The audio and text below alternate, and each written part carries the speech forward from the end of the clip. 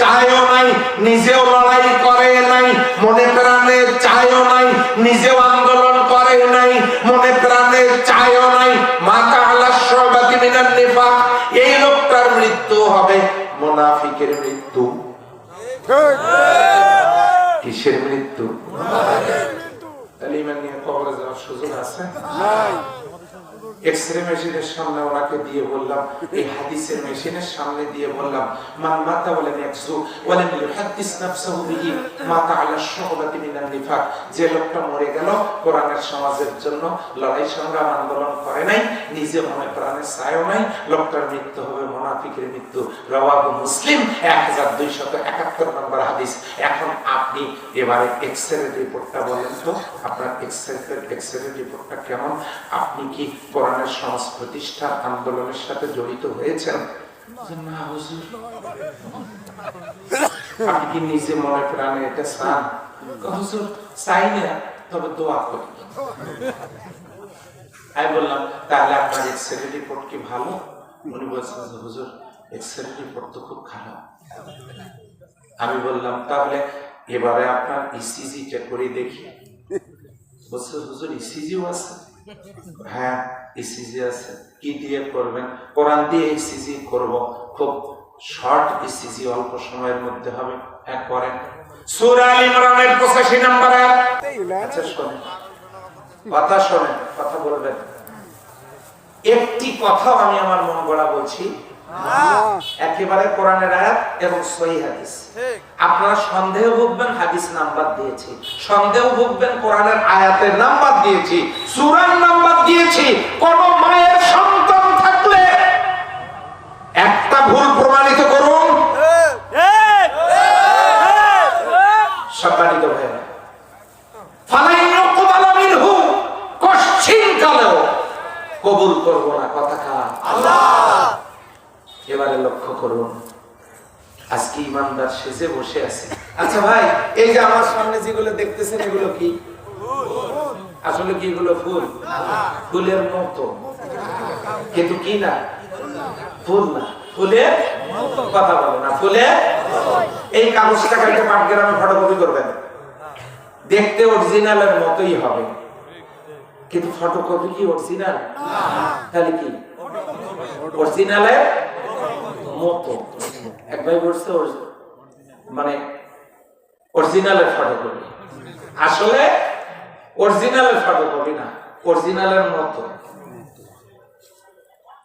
এগুলো ফুলের মতো, দেখতে ফুল কিন্তু ফুল না, ফুলের মতো। ফটোকপি দেখতে অরিজিনালের মতো। এই সমাজে এমন অনেক মানুষ আছে যাদের নামের আগের দিকে মুহাম্মদ ঠিকই আছে, কিন্তু দেখতে মুসলমানের মতো। বুঝাইতে পারি না, বুঝাইতে পারি না। অরিজিনাল না মতো? কে কে কে মতো? কি বুঝবেন? বোঝেন মতো অরিজিনাল। রাগ করতেছেন? শেষ করে দেব? কয় নাম্বার পয়েন্টে আছে? কি সেটা? ঈমান। আমার ভাইয়েরা, 2 নাম্বার পয়েন্টে আল্লাহ বলছেন ওয়া আমানা। এই ঈমান যদি মজবুত হয় তাহলে তো ভালো, আর ঈমান যদি ভেঙে টুকরো টুকরো হয় পরিণতি কিন্তু খুবই ভয়াবহ। 4 কারণে ঈমান ভেঙে যায়। 1 নম্বরে শিরিক করলে ঈমান ভাঙে, 2 নাম্বার কুফরি করলে ঈমান ভাঙে, নাকি শক্ত হয়? 3 নাম্বার রাসূলের পথ পরিত্যাগ করলে ঈমান ভেঙে যায়। দলিল সূরা হাশরের 7 নম্বর আয়াত। আল্লাহ বলেছেন ওমা আতাকুমুর রাসূলু ফাখুযুহু ওমা নাহাকুম আনহু ফান্তাহু। আমার রাসূল যা এনেছেন তা গ্রহণ করো, আমার রাসূল যা নিষেধ করেছেন তা ছেড়ে দাও। আল্লাহর কথা। এই জন্য নবীর পথ পন্থা নিয়ম পদ্ধতিকে কেউ যদি ছেড়ে দেয়, এই লোকটা মুমিন থাকে না, ঈমান ভেঙে টুকরো টুকরো হয়ে যায়। 4 নাম্বার ঈমান ভাঙার কারণ, 4 নাম্বার শরীয়ত নস দ্বারা প্রমাণিত, কোরআন হাদিস দ্বারা সহিহ সনদে প্রমাণিত হওয়ার পর শরীয়তের গুরুত্বপূর্ণ বিষয় সম্পর্কে কেউ যদি বেদাত তৈরি করে তাহলে তার ঈমান থাকে না, ভেঙে টুকরো টুকরো হয়ে যায়। ঈমান ভাঙার কারণ চারটা। একটা হলো শিরিক করলে ঈমান থাকে না, কুফরি করলে ঈমান থাকে না, রাসূলের পথ ছেড়ে দিলে ঈমান থাকে না, আর বেদাত করলে ঈমান থাকে না। কথা চারটা কি মনে থাকবে? বলেন তো, এক নাম্বারটা কি? 2, 3, 4। এভাবে মুখস্থ করেন। 2 নাম্বারটা চলে গেল। যে ব্যক্তি তওবা করে আর যে ব্যক্তি ঈমান আনে, এই ঈমানের শেষ কথা হলো আবু জেহেলেরও কিন্তু ঈমান ছিল। কি ছিল? ঈমান ছিল। বিশ্বনবীর বিরুদ্ধে যুদ্ধ করতে যাওয়ার সময়, বদরের যুদ্ধে যাওয়ার সময় আবু জেহেল কাবার গেলাম ধরে বলেছিল, ইয়া রব্বে কাবা, হে কাবার রব। কিসের রব? কাবার রব। বদরের ময়দানে আব্দুল্লাহর পুত্রের বিরুদ্ধে যুদ্ধ করার জন্য যাচ্ছে, আজকে তাকে শেষ করে দিও। কে দোয়া করতেছে? আবু জেহেল। বলেন তো, ইয়া রব্বে কাবা বলে যে আবু জেহেল কাবার গেলাম ধরে ডাক দিল, বলেন তো আবু জেহেল কাকে ডাকলো? এই আবু জেহেল কাবার একজন মালিক মানত। আওয়াজ দিয়ে বলেন তিনি কে? দেখেছেন, আবু জেহেলের কাবার মালিক মানত আল্লাহকে। আমরা মসজিদের মালিক মানি কাকে? আল্লাহকে। আওয়াজ দেন। আবু জেহেল মসজিদের মালিক মানত আল্লাহকে, আমরাও মসজিদের মালিক মানি আল্লাহকে। তাহলে দুইজনের মানা তো ঠিকই আছে, কিন্তু আবু জেহেল জাহান্নামে যাবে কেন আর আমরা জান্নাতে যাব কেন জানার দরকার। আওয়াজ দিয়ে বলেন তো, আছে না নাই? কেন আবু জেহেল জাহান্নামে যাবে? তার কারণ হলো আবু জেহেল কাবার মালিক মানত আল্লাহকে। ওই আল্লাহ নাজিল করা বিধান সে মানতে রাজি ছিল না। ওই আল্লাহর বিধান কোরআন সে না মানার কারণে আবু জেহেলের পরিণতি যা। আমরা যারা মসজিদের মালিক মানি আল্লাহকে, অথচ সেই আল্লাহর কোরআনের বিধান মানতে রাজি হই না, ওই ব্যক্তি আর আমারও পরিণতি হবে তা। যদি আমি মসজিদের মালিক আল্লাহকে মানি আর আল্লাহর নাজিল করা কোরআন না মানি, তাহলে আবু জেহেলের পরিণতি যা, আমারও পরিণতি হবে তা। ওয়ালা equal to eye of Islam, there is no differ. ওয়ালা equal to eye of Islam, there is no differ. Abu জেহেলের পরিণতি যা, আমারও পরিণতি হবে তা। আস্তে করে বলেন, ঠিক আছে না? তাহলে মসজিদের মালিক আল্লাহকে মানলে সেই আল্লাহর নাজিল করা কোরআন মানার দরকার আছে না? কিন্তু আবু জেহেল মসজিদের মালিক মানতো আল্লাহকে, কিন্তু তার নাজিল করা কোরআন মানে নাই। ওটা কি ঈমান? ঈমান ঈমান করো তুমি, ঈমান কি এত সোজা? মুসলিম হয়ে বইসো আজ লক্ষ পাপের বোঝা। এই জন্য ঈমান ভাঙ্গার কারণ থেকে আল্লাহ আমাদের হেফাজত করুক বলে আমি। 3 নাম্বারটা বলবো না আগামী বছর? বলবো? আগে 2টা মুখস্থ হয়েছে তো? জি, ইনশাআল্লাহ। আপনাদের এদিকে মাহফিল গুলো তো এরকমই হয় মনে হয়, শ্রোতাদের একবার মুখস্থ করে দেয় সব। হ্যাঁ, একেবারে এইভাবে করে মাহফিল গুলো থেকে কিছু নেওয়ার চেষ্টা করতে হবে। কানে হাত দিয়ে টান মারে,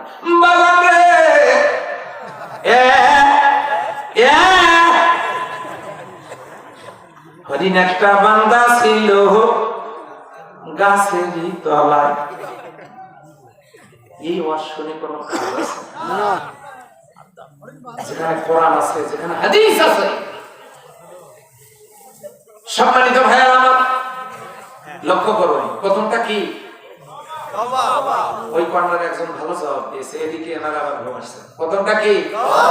2, ঈমান মজবুত হবে না দুর্বল? হ্যাঁ, ঈমান মজবুতি কি জিনিস? প্রয়োজনে ফাঁসির রশি গলায় চড়বে, জীবন দিয়ে দিব, তারপরেও কোনো বাতিলের কাছে মাথা নত হবে না, হবে না, হবে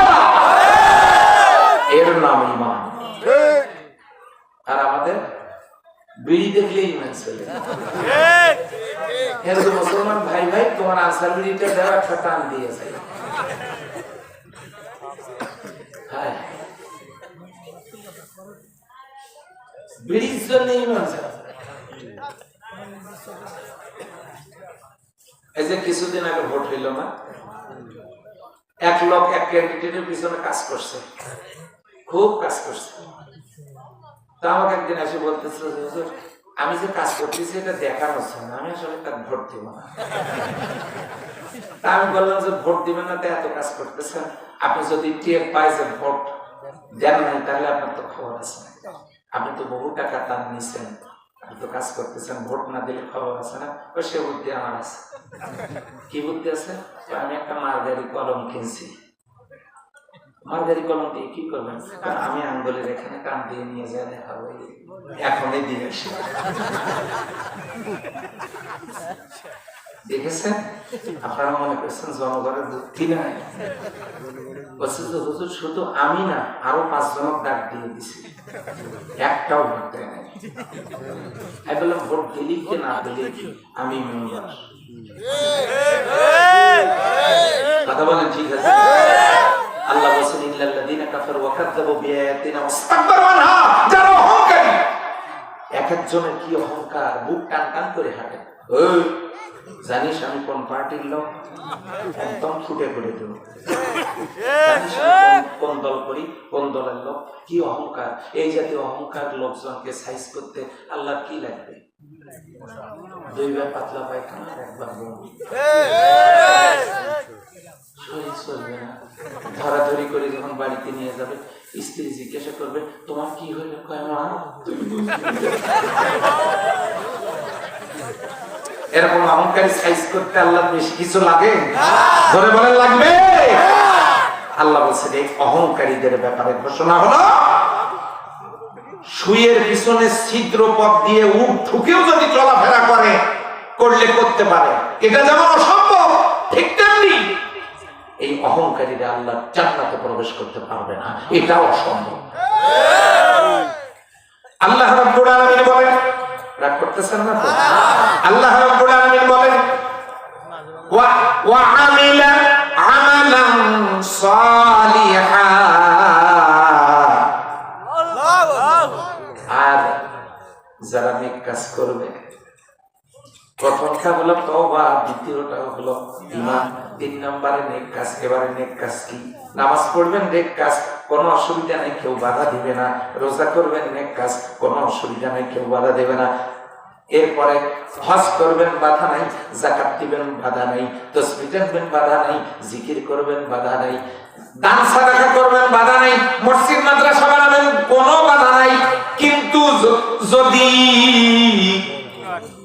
আপনি আল্লাহর কোরআনের কাগজের ভিতরে এই লেখাগুলোকে কাগজের পাতা থেকে জমিনে আনতে চান, বাধা আছে না নাই? আছে? হ্যাঁ, আল্লাহ বলতেছেন লিয়াবলুয়াকুম আইয়ুকুম আহসানু আমালা। বান্দারে আমি দেখব তোমাদের সামনে জীবন মরণকে রেখে দিলাম, কারা জীবনকে বাজি রেখে মরণকে বরণ করে নিয়া, তোমরা জীবন বাজি রেখে মরণকে বরণ করে নিয়া আইয়ুকুম আহসানু আমালা, কে উত্তম আমল করো। তার মানে হলো কোরআনের সমাজ কায়েমের জন্য কাজ করো। জীবন থাকতেও পারে, যাইতেও পারে, এমন কাজ যদি কেউ করো, তাদের জন্য সুসংবাদ হলো ইউবাদদিলুল্লাহু সাইয়্যাতিহিম হাসানাতিন, ওদের জিন্দেগীর গুনাহগুলো পরিবর্তন করে সমস্ত গুনাহগুলোকে আমি সওয়াব বানায় দেব। চিল্লায়া বলেন সুবহানাল্লাহ। কিসের পাখার নিচে যেন ডিম, ওটা দিয়ে তো শুরু করেছিলাম। এখন আসেন ওই মুরগির ডিমের ভিতরে কয়টা হাঁসের ডিম ঢুকে দিচ্ছে। শরীরের তাপ কার? বাচ্চা কার? কয়টা ডিম ঢুকে দিচ্ছে হাঁসের? শরীরের তাপ কার? বাচ্চা কার? শরীরের তাপ কার? বাচ্চা কার? এই বাচ্চাগুলো যখন বলেন তো হাঁসের বাচ্চা কি মুরগির তরিকে মানবে? আচ্ছা, এবারে মুরগির বাচ্চাগুলো যখন বের হয়, মুরগি তখন ওই যে খুদ কুড়ো যখন বাড়িওয়ালা ছিটে দেয়, ওই মা মুরগিটা এইরকম করে ওই গুঁড়োর উপরে খুদের উপরে ঠোঁটটা লাগায় দিয়ে ঠক ঠক করে বাচ্চাগুলোকে শিখায় দেয়, তোমরা যে চলাফেরা করতেছো, হাঁটা চলা করতেছো, এগুলো হাঁটা চলা করা জিনিস না, এগুলো হলো খাবার। খাইতে হবে কেমনে? আমার দিকে দেখো, কোনো কোচিং সেন্টার নাই, আমি শিখাচ্ছি, দেখো কিভাবে খাওয়া লাগবে। মুরগি ঠক ঠক করে দেখায়, আর বাচ্চাগুলো এইটা শেখে আর এইভাবে করে খাওয়া শুরু করে। মুরগির বাচ্চাগুলো যখন খায়, হাঁসের বাচ্চা তখন টিউবওয়েলের ড্রেন খোঁজে। এদিককার হাঁসগুলো শিক্ষিত হাঁস তো, এরা মনে খোঁজে না, খোঁজে, কথা বলেন, খোঁজে। হাঁসের বাচ্চা কি খোঁজে? জোলা খোঁজে, ড্রেন খোঁজে, যেদিক দিয়ে পচা পানিগুলো যায় ওগুলো খোঁজে, গিয়া ওই পানির মধ্যে ঠোঁটটা না ঢুকে দিয়া, বোঝে না তোমরা, লটর পটর করে না। মুরগিটা তখন যায়, হাজারো হলো শরীরের তাপ দিয়ে বাচ্চা ফুটেছে তো